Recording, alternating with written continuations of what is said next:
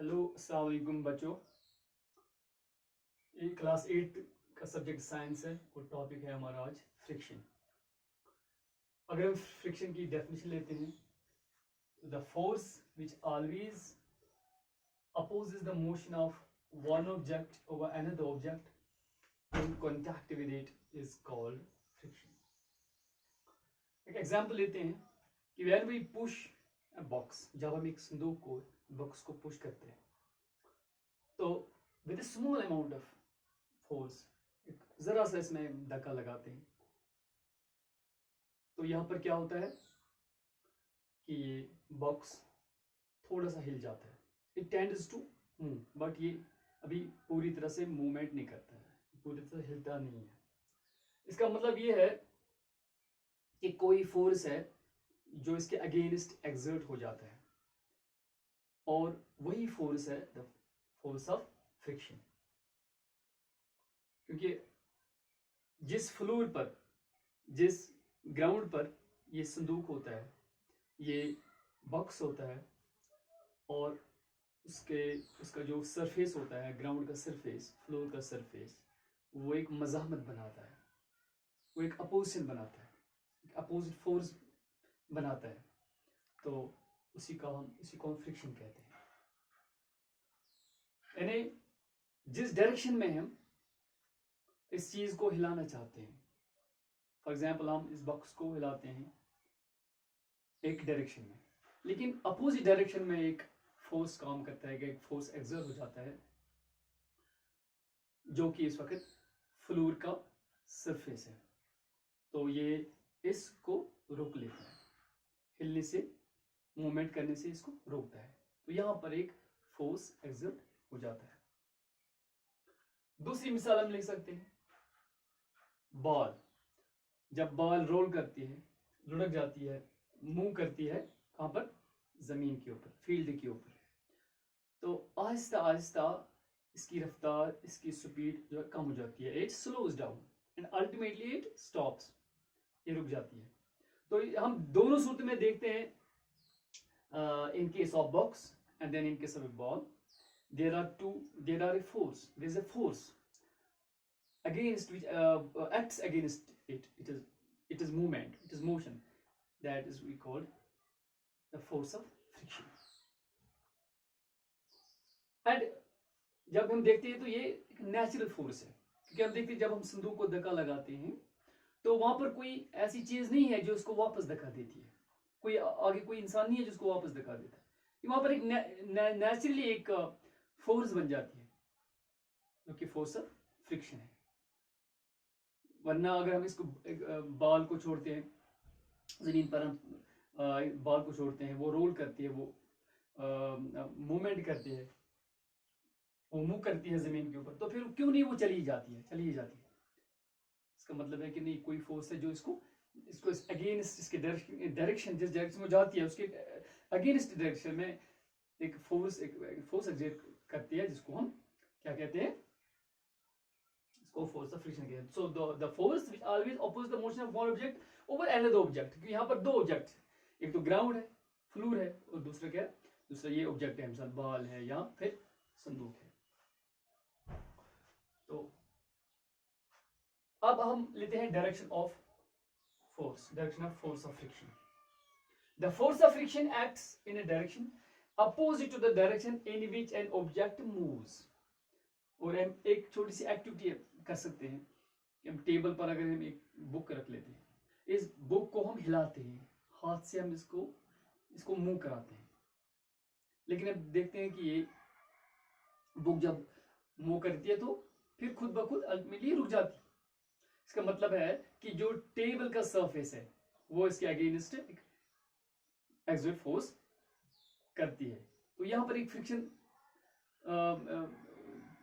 बन जाती है, यहाँ पर एक फ्रिक्शन जो है अप्लाई हो जाती है इसके खिलाफ, यानी इसके मूवमेंट के खिलाफ, तो अल्टीमेटली जो है बुक रुक जाती है। इसी तरह अगर फॉर एग्जाम्पल हम इसको राइट साइड में हिलाते हैं तो इसके जो इसको लेफ्ट साइड में एक फोर्स बन जाता है जो इसको रोक लेता है। इसी तरह जब हम इसको लेफ्ट साइड में मूव कराते हैं तो इसके राइट साइड में एक फोर्स बन जाता है जो उसको रोकता है। अब हम इसी टेबल को, जिस टेबल में हमने किताब रखी है, अगर इसको हम अब टिल्ट करते हैं, टिल्ट थोड़ा तिरछा करते हैं, अब देखिए कि जब इसमें रखी हुई बुक जो है वो खुद ब खुद नीचे आ जाती है, यानी इसकी टिल्ट करने से, यानी इसकी मूवमेंट नीचे डाउनवर्ड्स तेज हो जाती है। क्यों?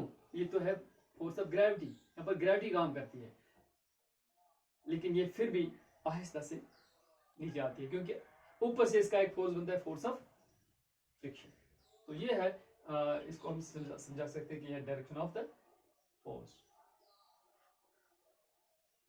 अब कॉजेज ऑफ फ्रिक्शन, इसकी कॉजेज क्या है, होता क्यों है ये। अब हम देखते हैं जो भी ऑब्जेक्ट्स हमारे सामने हैं, ये सारे क्या होते हैं, ये इनकी जो सरफेस होता है वो होता है रफ, इनकी रफनेस की वजह से ये होता है फ्रिक्शन हो जाती है। मिसाल के तौर पर जब हम टीवी में देखते हैं मैच, तो अपनी हमने ये ऑब्जर्व किया है कि मैच से पहले वहां पर जो लोग बैठे होते हैं, जो इसको ऑब्जर्व करते हैं, किसको, फील्ड पिच को, ये कैसा है, तो हम देखते हैं कि जब हमें नजर आता है कि ये तो बड़ा स्मूथ है, इसमें अच्छे से खेल सकते हैं, लेकिन जब वो वहाँ पर स्ट्रॉन्ग कैमराज लगे होते हैं, जब वो देखते हैं तो वहाँ पर अप्स एंड डाउन्स होता है, वो हमें दिखाता है कि वो टिन्नी, हम कहते हैं कि वो अप्स एंड डाउन्स में कहते हैं कि हम वो टिन्नी हिल्स वहाँ पर हमें नजर आते हैं, वो ग्रूव्स जैसे नजर आते हैं। तो यही वजह है कि जब बॉल रोल करती है फील्ड में, तो वो उसकी स्पीड कम होती है, it speed slows down and then it ultimately stops. तो यहाँ पर ये होता है। तो इसका मतलब यह है कि इरेगुलरिटीज सरफेसेस में क्या होता है, irregular, due to irregularities of surfaces the two objects which are in contact with each other, वो एंटेंगल, एक दूसरे में एंटेंगल हो जाते हैं, कहते हैं इंटरलॉकिंग हो जाती है। तो इस वजह से यहाँ पर फ्रिक्शन पैदा होती है। अब देखिए एक छोटी सी एग्जांपल देते हैं कि जब हम अपने हाथों को ऐसे रगड़ते हैं, तो यहाँ पर एक आवाज भी पैदा होती है, और फिर जब हम 1-2 मिनट इसको रगड़ते हैं तो एक गर्मी पैदा होती है क्योंकि फ्रिक्शन की वजह से।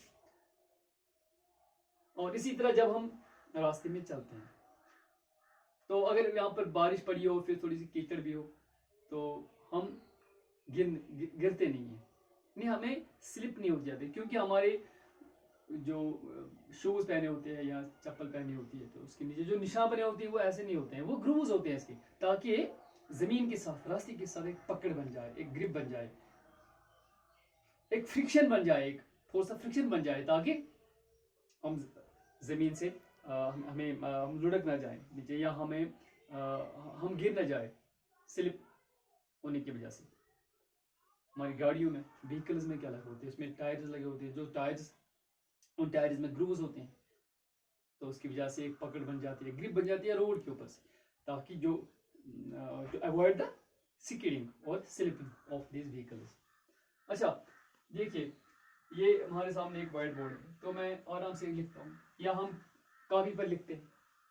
अगर इस बोर्ड पे भी, हालांकि हमें वो स्मूथ दिखता है, लेकिन है तो ये रफ, अगर ज्यादा स्मूथ होगा, ये ग्रीजी होगा, ऑयली होगा, इसमें तेल लगा हो, तो हम देखते हैं कि ये कलम तो चलता ही नहीं है, जब ये चलता भी है तो फिर ये लिखेगा नहीं। सीधा जब हम अपनी नोटबुक पर लिखते हैं, तो अगर इसमें भी रफनेस नहीं होगी, तो हम we never can write on our notebooks। तो यहाँ पर जो लिखने का अमल है, तो इसमें भी हमें ये फ्रिक्शन में काम आ जाता है।